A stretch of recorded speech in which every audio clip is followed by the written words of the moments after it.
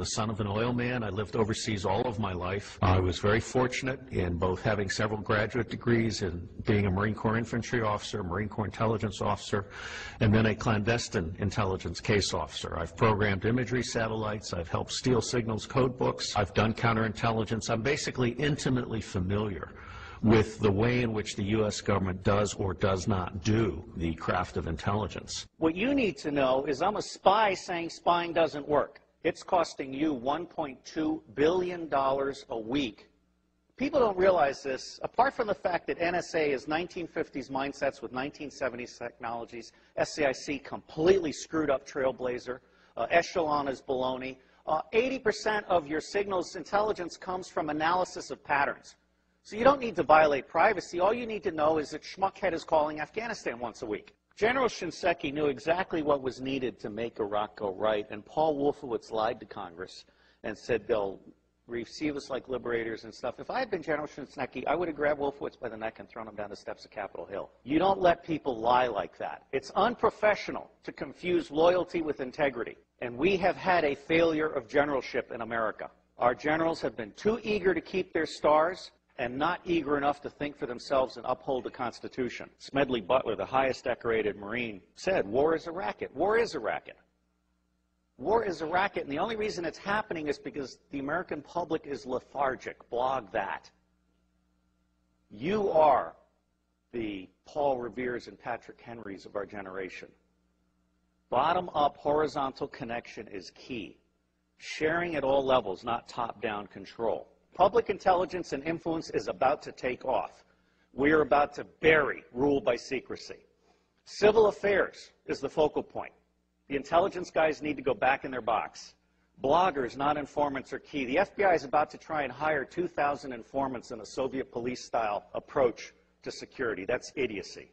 If you bloggers self-organize and attach yourself like leeches to specific issues, corporations, organizations, challenges, whatever, you will be the intelligence Minutemen of this century.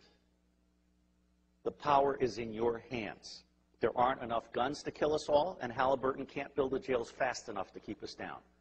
Bloggers, as Linux is organized, where you grab onto an issue or something and you are part of a structured citizen journalism blogging thing that lets no evil doing go unnoticed, that rules. So I think we're at a turning point. I think we're at the very beginning of a historic tidal shift in power, restoring the Constitution. I don't know how many of you are following this, but the Comptroller General has told Congress the United States of America is insolvent. We're out of Schlitz. We literally have no money to make it to the next decade. Now, there's some very easy solutions. I can eliminate all income taxes tomorrow and have more than enough money to fund the government by using some other guy's bright idea. We tax the Federal Reserve at 0.0006, doubles our money until we decide to put them out of business permanently, because we certainly should not have central banks. We've put together an electoral reform pledge, and it's my view that any member of Congress, any member of the Senate that refuses to sign both the constitutional pledge, supporting the Constitution, and the electoral reform pledge should be put out of business.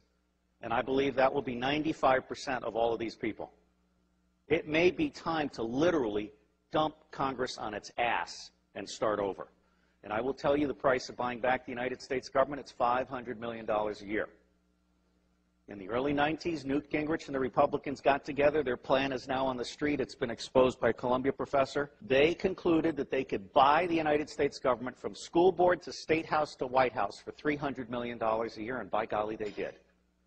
And every single member of Congress is impeachable for having abdicated their Article I responsibilities under the Constitution and serving as foot soldiers for the president and his mendacious vice president. If you confiscate all the wealth in the world, which I do not advocate, all you have is a $5 bill for every one of the 5 billion poor on the planet. And what's happening here is we're at the very beginning. We're just starting to come out of our little eggshell. When the industrial era began, it broke the connection between kinship and trust. And it started treating people as commodities. And then we lost sight of our government, and we allowed the corporations to buy the government. The United States of America no longer represents we the people. But you can change that. The reason it's not working today is because we have a military-industrial complex that profits from secrecy and war, and it does not profit from efficiency and peace. Blog that. The bottom line here is that central banking is an evil cancer. These people are selling us credit they don't have so they can take profits they don't deserve out of our pockets. That's nuts. The United States government is constitutionally chartered to print money on the good faith and credit of all of us and not pay interest. Why are we being such fools? Well, unfortunately, if you fight them, you get assassinated. Lincoln and Kennedy were both about to print money and not borrow from the banks. I can't connect those two dots, but I can tell you they're side by side. But the reality is the federal government is broken in every possible way. And it's going to be localized, bottom-up resilience networks. They're going to save us. That's where you guys come in. Our educational system stinks. It beats the creativity out of kids by the time they're in the 4th grade. It forces you to become a blogger or hacker in order to become creative. There is absolutely no lack of solution, and there is also no lack of money. What is lacking is the popular political will to exercise our God-given right to be in charge. Don't try and heal a broken system. Create a new system that replaces it. So I'm honored to be here to set the tone for you guys. And my bottom line is don't waste your time on the federal government. It's going away. There are 27 secessionist movements. There are 9 distinct nations in North America. I anticipate some virtual separation in the Republic.